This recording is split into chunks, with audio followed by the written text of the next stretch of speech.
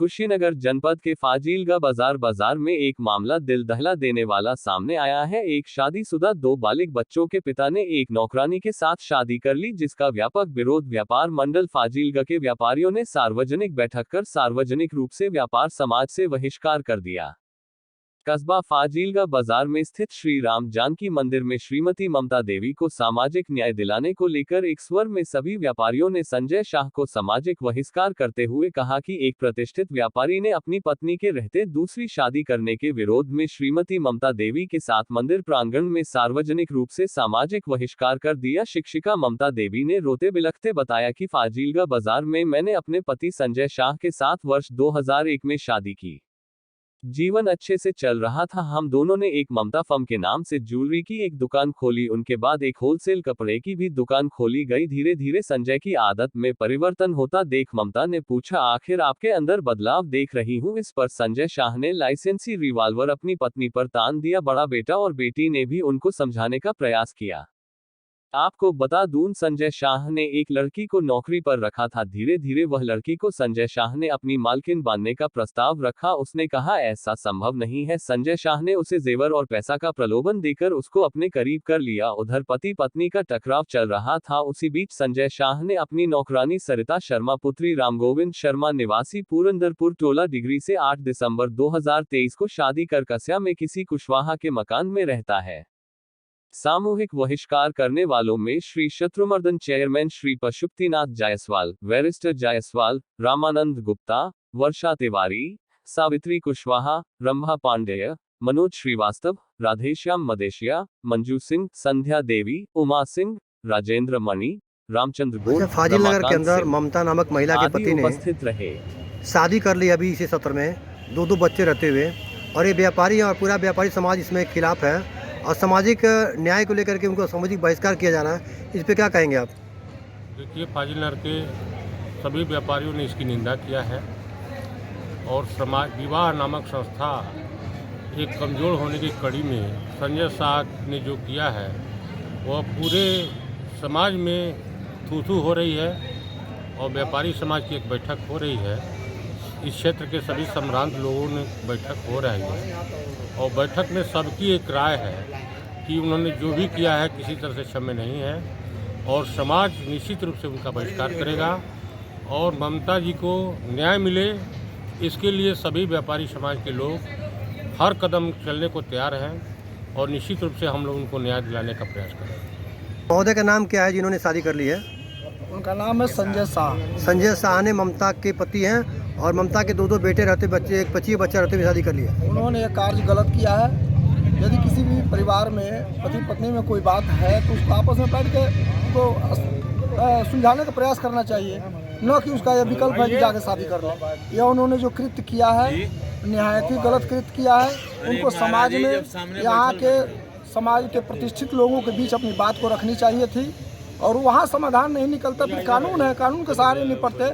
लेकिन उन्होंने जो यह शादी करके जो कृत्य किया है वो निहायत ही गलत काम किया है। इस पर उनकी घोर निंदा करते हैं, उनका बहिष्कार करते हैं। आप लोगों ने ममता के कहने पर उनको बुलाने के लिए गए थे, प्रयास किए, क्या हुआ उनके बारे में? जी, हम लोग बहुत मनाने की प्रयास किए और उनके कस्या जहाँ वो रूम लिए हैं वहाँ हम लोग गए थे। अच्छा। अपने साधन द्वारा गए थे और उनको लगभग 2-3 घंटा हम लोग किए कि ये बहुत काम गलत है। दूसरी पत्नी, पहली पत्नी रहते हुए दूसरी शादी करना, वो शादी अभी नहीं किए थे, उसके पहले हम लोग मनाने के लिए गए थे। बार बार उनको बहुत समझाया गया लेकिन उनको कोई असर नहीं। तो सामूहिक बहिष्कार किया जा रहा है? जी, समाज से सामूहिक बहिष्कार किया जाए, यही सब व्यापारी लोगों का निर्णय है और उसी में सबका सहमति है।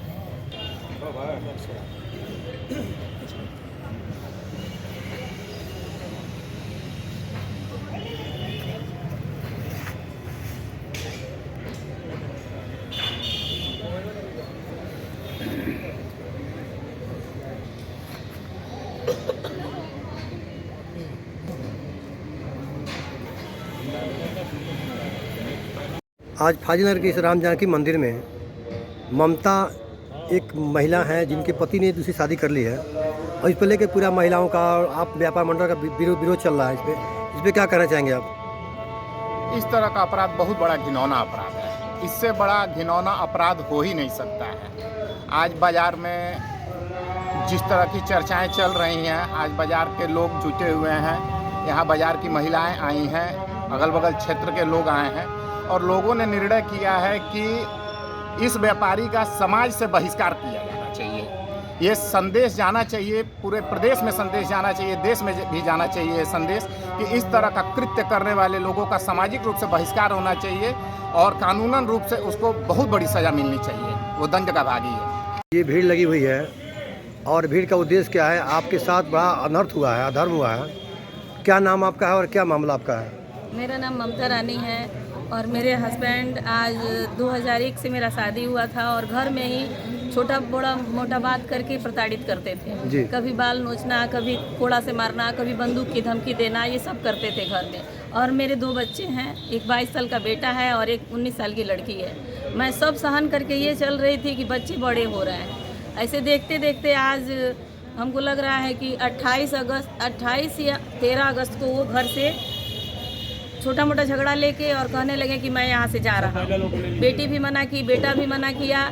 बहुत हम रिक्वेस्ट 1-1.5 घंटा उनको किए, हाथ पैर भी जोड़े कि घर का बात अब बाहर नहीं ले जाइए, लेकिन वो कहे मुझे जाना है तो जाना है और मुझसे साजिश करके और घर से निकल गए और कसिया जाके राजेश कुशवाहा के मकान में रहने लगे। मैं सोची कि गुस्साए हैं 1-2 महीने में आ जाएंगे। 1 महीना देखी, 2 महीना देखी, 3 महीने, चौथे महीने जबकि नगर के बहुत भी गणमान्य लोग को मैं भेजी मनाने के लिए और सभी लोग उनको जाके मनाए, लेकिन उनका यही कहना था कि मैं नहीं रखूँगा तो ममता को नहीं रखूँगा।